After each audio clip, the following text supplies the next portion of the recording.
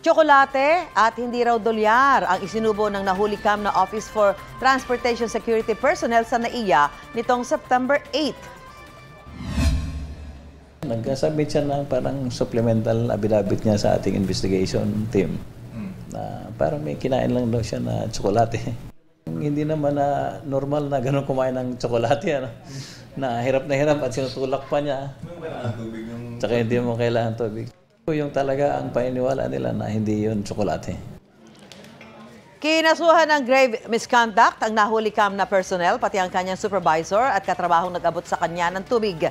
Naka-preventive suspension na rin ng 3 na hindi pinangalanan ng OTS. Iimbestigahan din ng 14 pang OTS personnel na nakasabay nila sa duty. Bukod sa kasong administratibo, pinag-aaralan din ng OTS na sampahan sila ng kasong theft.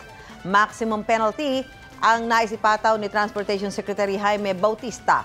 Dismayado naman ng Manila International Airport Authority sa insidente. Sabi ng MIAA, walang lugar sa NAIA ang mga airport frontliner na sinasayang ang kanilang pagsisikap na mapabuti ang serbisyo sa paliparan. Mauna ka sa mga balita, bisitahin at mag-subscribe sa GMA Integrated News sa YouTube. Sa mga kapuso abroad, samahan nyo kami sa GMA Pinoy TV at sa www.gmanews.tv.